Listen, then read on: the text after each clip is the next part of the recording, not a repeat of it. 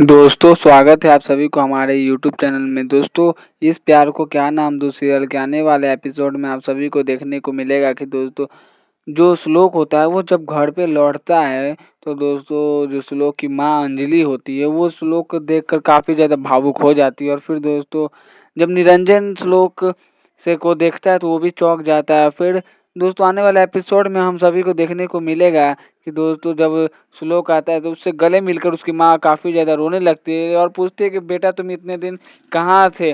तभी दोस्तों जो श्लोक है वो कुछ भी जवाब नहीं देता है, लेकिन दोस्तों उसके बाद उसकी माँ जो है वो आस्था से पूछती है कि आखिरकार क्या हुआ जो श्लोक कुछ नहीं बोल रहा है। तो उसकी आस्था बोलती है कि सब कुछ सही है, ऐसा कुछ बात है नहीं। सो दोस्तों इस प्यार को क्या नाम दो सीरियल का आने वाला एपिसोड काफ़ी ज़्यादा इंटरेस्टिंग और मज़ेदार होने वाली है। दोस्तों ऐसे ही सभी अपडेट्स के लिए आप हमारे यूट्यूब चैनल को सब्सक्राइब कर ले और दोस्तों वीडियो अच्छी लगी तो लाइक ज़रूर करना। तब तक के लिए टेक केयर, बाय।